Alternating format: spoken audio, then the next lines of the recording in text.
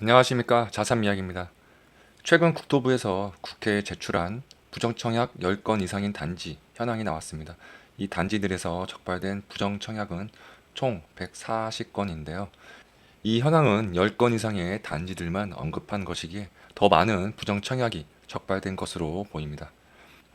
10건 미만의 단지들까지 포함한다면 제법 많은 물량들이 무순위로 나올 예정인데요. 참고로 이런 물량을 정리한 표는 이 영상을 끝까지 시청하시면 확인하실 수가 있을 겁니다. 공식 자료의 부정청약 사례를 살펴보면 위장 전입이 140건 중에 136건으로 대다수를 차지했고, 그 위장 결혼 및 이혼이 3건, 통장 자격 매매가 1건입니다. 과거 인구가 상대적으로 적고 입지가 좋은 과천에서 재건축한 아파트를 분양받기 위해 실제 주소만 옮겨 놓는 위장 전입 사례가 굉장히 많았습니다. 아무래도 해당 지역에서 거주하는 분들 우선으로 당첨자를 선발하기에 인구가 적은 과천이 경쟁률 면에서 매우 유리할 수밖에 없습니다. 그래서 이러한 청약 전략을 통해 당첨된 사례가 제법 있었는데요. 이번 국토부가 국회에 제출한 자료에 부정 청약이 일어난 10곳 이상의 아파트 분양 단지들이 일부 공개가 된 상황입니다만, 정확한 단지명이 언급된 게 아니기 때문에 어떤 단지에서 불법 행위 재공급 물량으로 나올지를 추측만 할 수 있지 정확하게 알 수는 없습니다. 다만 그 분양 시기와 일부 공개된 단지명 그리고 공급 지역을 바탕으로 청약 홈과 대조에 추정해 보면 어떤 아파트인지는 예상해 볼 수 있는데요. 제가 작년부터 올해까지 있었던 아파트 분양 단지들을 찾아보고 확인을 해봤습니다. 아무래도 가장 많은 분들이 궁금해할 단지는 단연 서울에서 나올 무순위 물량일 텐데요. 일단 서울에서는 정확하게 유추해 볼 수 있습니다. 일단 노원구에서는 서울원 아이파크가 15건, 다른 한 곳은 서초구의 레미안 원 페를라가 20건입니다.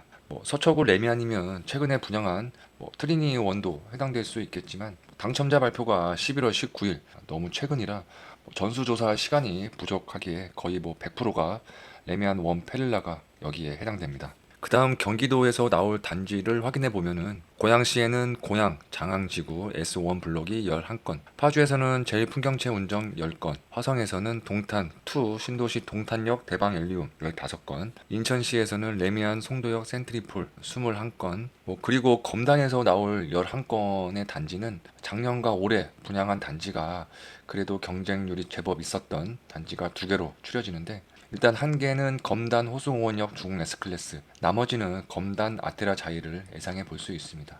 이 2개 단지 중에 한 개 단지가 11건 부정 청약이 있었다는 것을 알고 계시면 될 것 같습니다. 그 다음은 지방에서 나올 단지를 살펴보면 충남 아산에서는 더샵 탕정 인피니티 시티 11건, 그리고 대전 유성구에는 도안 푸르지오 디아델이 14건, 세종시에서는 그 양우 내안의 아스펜이 11건입니다. 만약 내년에 무순위 물량으로 나온다면 부정 청약으로 적발된 단지들이 대부분 작년과 올해 분양한 아파트이기에 어마어마한 시세 차익을 볼 수 있는 건 아닙니다만, 아무래도 분상제가 적용된 레미안 원펠라는 시세 차익이 꽤 있을 것 같습니다. 제가 10개의 단지를 소개는 해드렸지만 결국 핵심은 서울에 있는 레미안 원펠라고, 분양 당시 84 타입 기준 대략 한 23억 정도였고, 현재 그 입주권으로 거래된 시세를 보면은 10월에 최고 한 37억까지 매매가 된 상황입니다. 현 시점으로도 한 14억 정도는 안전 마진으로 충분해 보이고, 앞으로 더 커질 확률이 확실시되기에 서울에 거주하신다고 하면은 무조건 청약해야 하는 단지가 될 것 같습니다. 그리고 24년 11월에 노원구에서 분양한 서울원 아이파크는 미분양으로 무순위 청약까지 진행했던 단지인데, 현재 그 프리미엄 피가 제법 붙은 상황입니다. 일단 부정 청약이 적발됐으니 당첨이 취소될 것이고, 이는 청약 제도 규정에 따라서 아마 무순위로 나오게 될 확률이 굉장히 높습니다. 법적 다툼도 있을 거기에 부정 청약으로 적발된 140세대가 한 번에 왕창 나오지는 않을 겁니다.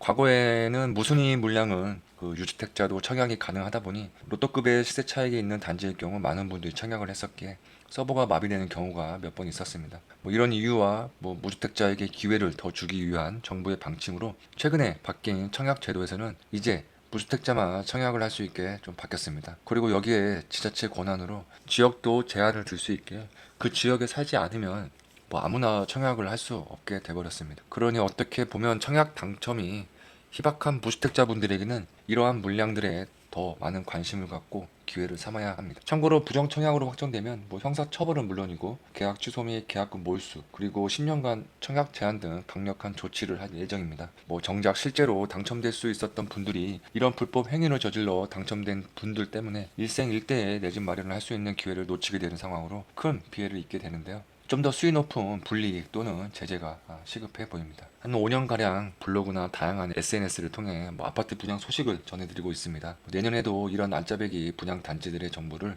변함없이 빠르게 공유해 드릴 예정이니 많은 관심 부탁드리겠습니다. 이 단지들을 제가 보기 편리하게 정리를 해봤고, 내년에 무순위 청약이 나오면은 그때 또 잘 정리해서 소식을 전해드리도록 하겠습니다. 시청해주셔서 감사합니다. 지금까지 자산매약이었습니다.